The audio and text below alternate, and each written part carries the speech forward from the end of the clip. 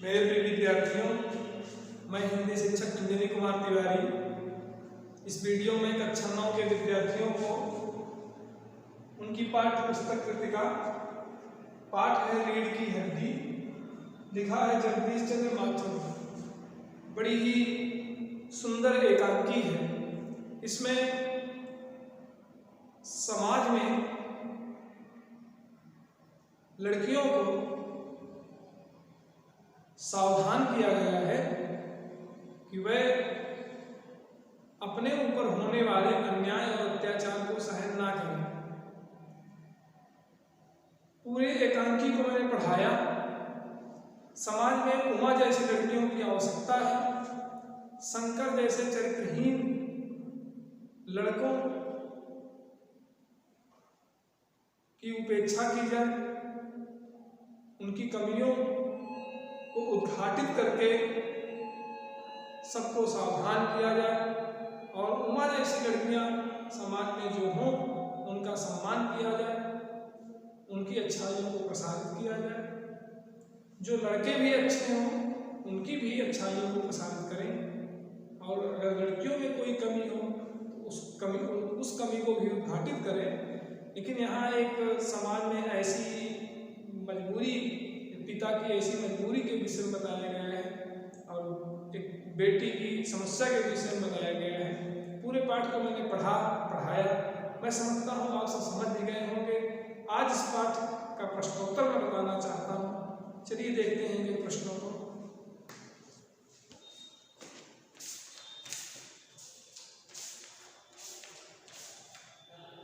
पहला प्रश्न है, राम स्वरूप और गोपाल प्रसाद बात बात पर एक हमारा जमाना था कहकर अपने समय की तुलना वर्तमान समय से करते हैं। इस प्रकार की तुलना करना कहाँ तक तर्कसंगत है? देखिए, समय परिवर्तनशील है। हर समय एक समान नहीं रहता है। समय और परिस्थितियाँ बदलती रहती हैं। व्यक्ति को समय के अनुकूल अपने आप को ढाल लेना चाहिए। पहले के समय में लोग बहुत मजबूत होते थे, ज़्यादा स्वस्थ होते थे, शक्तिशाली होते थे, अधिक काम करते थे।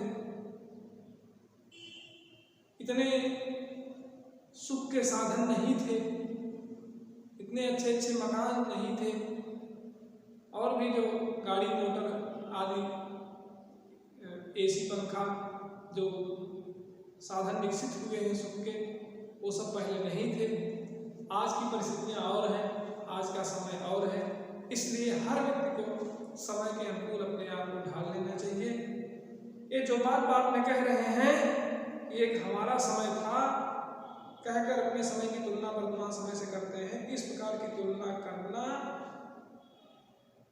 उचित नहीं है, तर्कसंगत नहीं है। क्यों नहीं है? क्योंकि समय परिवर्तनशील है। समय के अनुसार सब कुछ बदलता है और व्यक्ति को समय के अनुकूल अपने आप को, समय के अनुसार अपने आप को ढाल लेना चाहिए, परिवर्तित कर लेना चाहिए अपने आप। अगला है, राम स्वरूप का अपनी बेटी को उच्च शिक्षा दिलवाना और विवाह के लिए छिपाना या विरोधाभास उनकी किस व्यवस्था को उजागर करता है? राम स्वरूप अपनी बेटी को उच्च शिक्षा दिलवाते हैं, अपनी बेटी से बहुत स्नेह करते हैं, बेटा और बेटी में भेदभाव नहीं करते हैं। यह उनके अच्छे गुण का परिचायक है। लेकिन वो अपने बेटी को भोली भाली दिखाना चाहते हैं, उसकी पढ़ाई को छिपाना चाहते हैं। यह उनकी शादी को लेकर के, अपनी बेटी के विवाह की व्यवस्था है। बेटी के विवाह की जो व्यवस्था है, मजबूरी है। यह समाज की एक तुच्छ विचारधारा की ओर बात संकेत करती है। यह बात समाज की एक तुच्छ विचारधारा की ओर संकेत करती है, जो ऐसी विचारधारा है कि पढ़ी लिखी बेटी से विवाह नहीं करेंगे। बेटा पढ़ा लिखा हो लेकिन बेटी पढ़ी लिखी न हो, भोली भाली बेटी चाहिए, पढ़ी लिखी नहीं चाहिए, जिससे मैं उसको अपने हिसाब से ढाल सकूँ, उसको वो जवाब न उठा सके, अन्य अन्याय और अत्याचार के खिलाफ बोल न सके, मैं जैसा चाहूँ वैसा वो रहे, एक नौकरानी दासी बन करके रहे। यह जो विचारधारा, तुच्छ विचारधारा है, इस ओर संकेत कर रही है यह बात। उनकी किस व्यवस्था को उजागर करता है? उनकी बेटी के विवाह की व्यवस्था को, मजबूरी को उजागर करता है। अगला है कि अपनी बेटी का रिश्ता तय करने के लिए राम स्वरूप उमा से किस तरह के व्यवहार की अपेक्षा कर रहे हैं, यह उचित क्यों नहीं है? राम स्वरूप उमा के किस व्यवहार की अपेक्षा कर रहे हैं? राम स्वरूप सोच रहे हैं कि हमारी बेटी एकदम भोली भाली दिखे, पढ़ी लिखी तो है लेकिन एकदम सीधी सादी भोली भाली दिखे, और किसी के सामने यहाँ अपनी पढ़ाई को व्यक्त न करे, अपनी पढ़ाई को छिपाए रखे। ये बिल्कुल गलत है। उसके पढ़ने का मतलब ही क्या है? अगर वह एक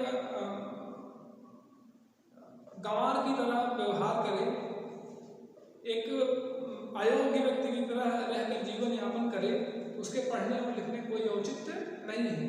वह ऐसे घर में जाए जहाँ उसकी पढ़ाई लिखाई की कोई मोल न हो, उसे एक अनपढ़ गंवार समझ करके उसके साथ व्यवहार किया जाए, यह बिल्कुल तर्कसंगत नहीं है, बिल्कुल उचित नहीं है। गोपाल प्रसाद विवाह को बिजनेस मानते हैं और राम स्वरूप अपनी बेटी की उच्च शिक्षा छिपाते हैं। क्या आप मानते हैं दोनों ही समान रूप से अपराधी हैं? अपने विचार लिखें। दोनों समान रूप से अपराधी नहीं हैं। राम स्वरूप के पास मजबूरी थी, वह एक बेटी का पिता था, और उस जमाने में बेटी के पिता के समान यही समस्या थी, बहुत बड़ी मजबूरी थी। बेटी के पिता को झुकना पड़ता था, क्योंकि पढ़ी लिखी लड़कियों से कोई विवाह नहीं करता था। उनके पास यही समस्या थी, वो शादी ढूंढते ढूंढते बहुत थक गए थे, परेशान हो गए थे। तब वो मजबूर होकर के यह स्वीकार किए कि अपनी बेटी की पढ़ाई को हम छिपा लेंगे, क्योंकि उन्हें कहीं रिश्ता मिल ही नहीं रहा था, बहुत बड़ी समस्या हो गई थी उनके लिए। गोपाल प्रसाद विवाह को बिजनेस मानते हैं और राम स्वरूप अपनी बेटी को शिक्षा छिपाते हैं। आप क्या मानते हैं, दोनों के समान रूप से अपराधी हैं? दोनों अपराधी हैं, लेकिन राम स्वरूप उस स्तर के अपराधी नहीं है जिस स्तर पे गोपाल प्रसाद है। गोपाल प्रसाद विवाह को बिजनेस मानते हैं। विवाह का जो अनमोल प्रेम का रिश्ता है, पवित्र रिश्ता है, उसको भी वो स्वार्थ में बदल देता है, उसको भी व्यवसाय बना देता है। यह उसकी तुच्छ सोच का प्रतीक है। वह एक घटिया किस्म का आदमी है। और राम स्वरूप मजबूर होते हैं अपनी बेटी का विवाह करने के लिए, जब कहीं रिश्ता नहीं पाते हैं, बहुत परेशान होते हैं, तब वह अपनी बिटिया की पढ़ाई लिखाई को छिपाने के लिए अपराध करते हैं। पढ़ाई लिखाई छिपा करके उसे अयोग्य व्यक्ति के हाथ सौंपने जा रहे हैं, ये भी गलत है। ये भी एक प्रकार से सामाजिक अपराध है कि अपनी बेटी को एक अयोग्य व्यक्ति के हाथ में सौंप देना। दोनों अपराधी हैं, दोनों समान रूप से अपराधी नहीं हैं। बेटी का पिता मजबूर है और वो तुच्छ सोच का व्यक्ति है, राम स्वरूप से बड़ा अपराधी है। अगला है कि आपके लड़के आपके लाडले बेटे के रीढ़ की हड्डी भी है या नहीं?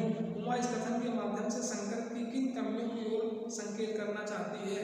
शंकर की चरित्रहीनता। उमा यह बताना चाहती है तुम्हारा बेटा चरित्रहीन है, लड़कियों के पीछे पीछे हॉस्टल तक जाता है, हॉस्टल के इर्द गिर्द घूमता रहता है हमेशा, और साथ ही साथ रीढ़ की हड्डी नहीं है। इसका आशय है कि उसका अपना कोई अस्तित्व नहीं है, वो अपने पिता की कमाई के ऊपर आश्रित है, पिता की संपत्ति के ऊपर आश्रित है। वो कोई काम धंधा नहीं करता, कोई काम कर भी नहीं सकता है। वो आंतरिक रूप से बहुत कमजोर है, बहुत टूट चुका है, और इसके साथ ही साथ वह व्यक्तिगत रूप से कुछ नहीं करता, अपने पिता के ऊपर निर्भर है, इसलिए उसकी रीढ़ की हड्डी नहीं है, अर्थात वो आत्मनिर्भर नहीं है। रीढ़ की हड्डी मतलब आत्मनिर्भर नहीं है, रीढ़ की हड्डी न होना मतलब आत्मनिर्भर नहीं है, उसका मान सम्मान स्वाभिमान कुछ भी नहीं है संसार में। अगला है शंकर जैसे लड़के या उमा जैसी लड़की समाज को कैसे व्यक्तित्व की जरूरत है? तर्क सहित उत्तर दीजिए। उमा जैसी लड़की की जरूरत है, इसके पास पढ़ाई लिखाई हो, हुनर हो, कला हो, चरित्र हो, सम्मान हो, स्वाभिमान हो, साहस हो, स्पष्ट रूप से अपनी बात को कहने की क्षमता हो, ऐसी लड़कियों की जरूरत है। जो अच्छे लोगों के सामने नजर चुरा लेते हैं, कहीं कुछ बोल नहीं पाते हैं, चरित्रहीन व्यक्ति हैं, समाज में इनका कोई अस्तित्व नहीं है, जिनके पास पढ़ाई लिखाई नहीं है, जो खुद आत्मनिर्भर नहीं है, ऐसे व्यक्ति की आवश्यकता नहीं है। दोनों यही अंतर है। फिर है रीढ़ की हड्डी शीर्षक की सार्थकता स्पष्ट कीजिए। रीढ़ की हड्डी शीर्षक एकदम सार्थक है। रीढ़ की हड्डी जैसे शरीर में रीढ़ की हड्डी होती है, बहुत शरीर का बहुत महत्वपूर्ण हिस्सा होता है रीढ़ की हड्डी। रीढ़ की हड्डी अगर मजबूत हो, बढ़िया हो, स्वस्थ हो, रीढ़ की हड्डी से ही शरीर हमारा तन के खड़ा होता है। रीढ़ की हड्डी जब मजबूत होती है तो हम अपने काम को बेहतर ढंग से कर लेते हैं। हाथ पैर हिलाना, काम धाम करना, मतलब सारी नसें हमारी रीढ़ की हड्डी से मिली रहती हैं। शरीर का जो महत्वपूर्ण हिस्सा है वो है रीढ़ की हड्डी। रीढ़ की हड्डी जो है शरीर का महत्वपूर्ण हिस्सा है। उसी तरह से आत्मनिर्भरता व्यक्ति के जीवन में बहुत ही महत्वपूर्ण है। तो रीढ़ की हड्डी जो है, रीढ़ की हड्डी किसका प्रतीक है? मान सम्मान, स्वाभिमान और आत्मनिर्भरता का प्रतीक है। रीढ़ की हड्डी बहुत ही बढ़िया शीर्षक है। अगला है कि कथा वस्तु के आधार पर आप किसे एकांकी का मुख्य पात्र मानते हैं और क्यों? उमा को मुख्य पात्र मानते हैं क्योंकि उमा के ही इर्द गिर्द सारी कहानी घूमती रहती है। शुरू से अंत तक लेकर के अंत तक उमा के ही चारों तरफ पूरी कहानी की कथा घटना घूमती रहती है। इसीलिए उमा जो है वो मुख्य पात्र है। और उमा के चरित्र में ऐसी विशेषताएं भी हैं जिससे कि उसको इस एकांकी में प्रमुखता दी गई है। वही प्रमुख पात्र है। उसके गुणों और उसके व्यवहार को उसका गुण और उसका व्यवहार अनुकरणीय है। उसका गुण एवं उसका व्यवहार अनुकरणीय है उमा का। फिर है कि एकांकी के आधार पर राम स्वरूप और गोपाल प्रसाद की चारित्रिक विशेषताएं बताइए। राम स्वरूप बोलने में चतुर हैं, वकालत करते हैं, शादी को बिजनेस मानते हैं, और बेटियों को माने स्त्री को एक व्यवसाय खरीद की वस्तु मानते हैं, जिसे उसको खरीद लिया जाए। निर्जीव वस्तु को उसी मेज की तरह उसको मानते हैं, उसका मोल भाव करते हैं। जबकि राम स्वरूप बेटी और बेटी में कोई भेदभाव नहीं करते, बेटियों का उत्थान करना चाहते हैं, लड़कों की तरह लड़कियों को भी पढ़ाना चाहते हैं। लेकिन एक उनकी जो मजबूरी है कि गलत है, वो शादी के लिए जो उनकी मजबूरी है, इस मजबूरी बस वो एक योग्य बेटी को एक अयोग्य लड़के के हाथ सौंप देना चाहते हैं। यह उनके व्यवहार की एक कमी है। बाकी उनके व्यवहार में, उनके चरित्र में सारी अच्छाइयाँ हैं और उनके चरित्र में बहुत कमियाँ हैं गोपाल प्रसाद की।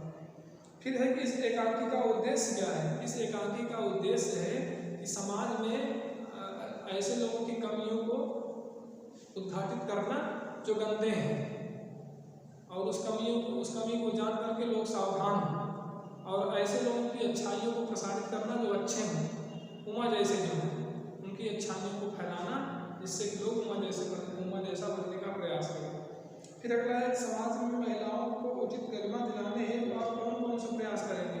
उनको पढ़ाएंगे, शिक्षित करेंगे, उनको आप निर्भर बनाएंगे, उनका मान सम्मान बढ़ाएंगे, जिससे कि वो भी पढ़ लिख करके अपने ऊपर किए गए अन्याय और अत्याचार के खिलाफ आवाज़ उठा सकें।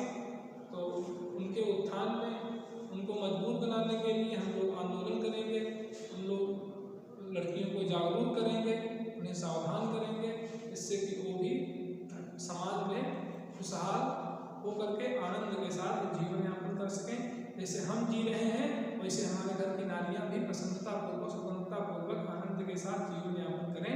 हमारी भी एक अपनी मर्यादा है, हम भी अनुशासन में जीवन यापन करते हैं, और हमारे गांव की, घर की, पड़ोस की या पूरे समाज की जो महिलाएं हैं, स्त्रियां हैं, बेटियां हैं, मेरी तरह वो भी अनुशासन में, मर्यादा में रह करके स्वस्थ और खुशहाल जीवन यापन करें। यही इस पाठ का उद्देश्य है।